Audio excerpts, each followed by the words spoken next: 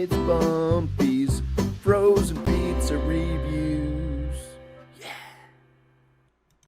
On this episode of BuMpY-isms frozen pizza review from Great Value out of Walmart, one of their brands, I have their thin and crispy crust Philly cheesesteak pizza. It's topped with creamy cheese, sauce with mozzarella and provolone cheese, sliced beef, green peppers, and caramelized onions. It's made with real cheese.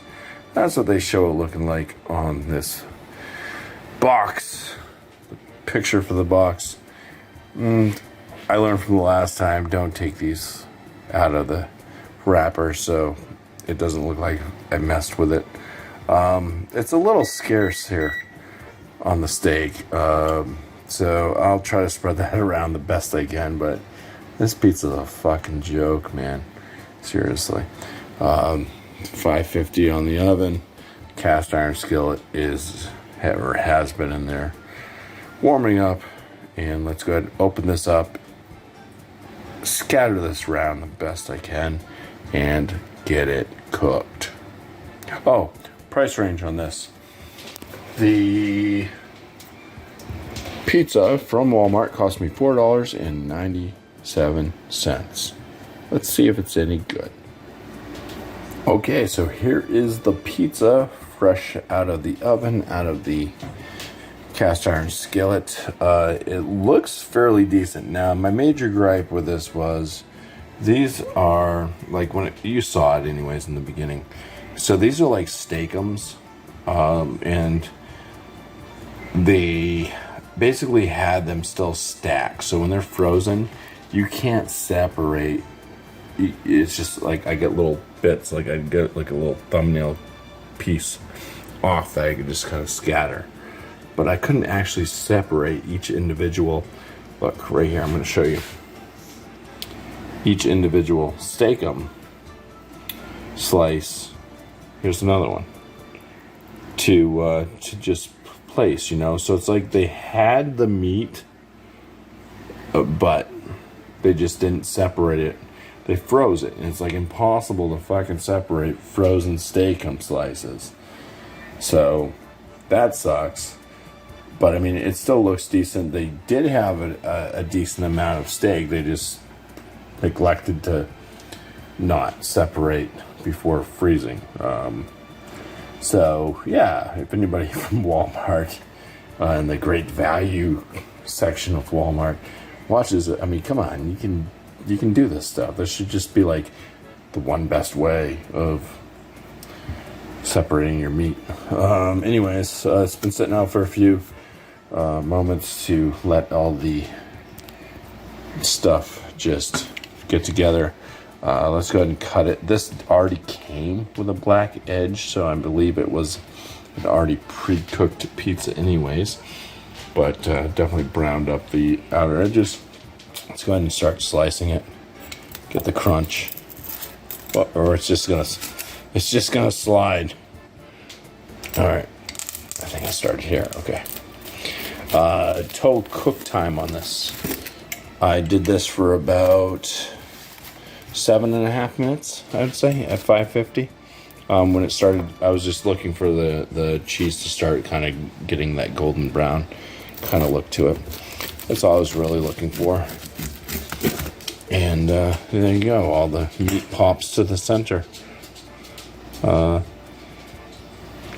right, well, here it is. There's no cheese pull like they show in the picture. It's never the same as the picture. But yeah, I mean, it looks okay. That's the bottom undercarriage. That looks decent. Wouldn't have looked that way unless it was done in the cast iron skillet. So we're gonna go ahead and bring this over. I'm gonna move my pinky out of the way. We're gonna bring this over and just start the review. All right, so here we are with the Great Value Philly cheesesteak thin crust pizza. Looks good on bottom. Looks fairly decent on top. Aromas out of this. Yeah, I'm actually getting some of the onion pops. The caramelized onion definitely pops.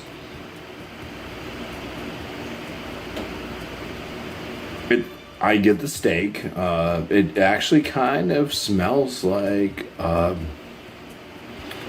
really poorly made steak, like steak and cheese sub. Like something you might get from the supermarket, frozen. It kind of smells like that, but at least I'm getting the onion, caramelized onion smell, the steak smell. It smells like there's seasoning or something on it too. And a little bit of the pepper, a little bit of the green pepper. Let's go ahead and take a bite. And that's where everything goes downhill. The crust on this tastes like a saltine cracker without any salt. It tastes like a bland saltine cracker.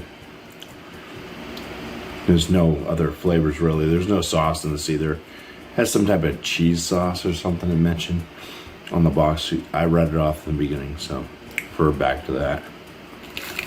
It's like steak-'em steak. Like in the aromas, I was getting like kind of like almost like a seasoned steak type smell. I'm not really picking that up off the actual flavor off the steak. It's a steak-'em steak. It tastes like a bland steak-'em steak without adding any salt or pepper or garlic or anything to it. All right, so there's a lot of saltiness on this.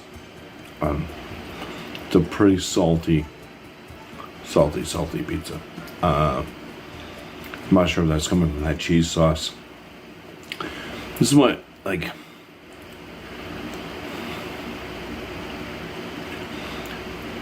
this pizza needs sauce or something.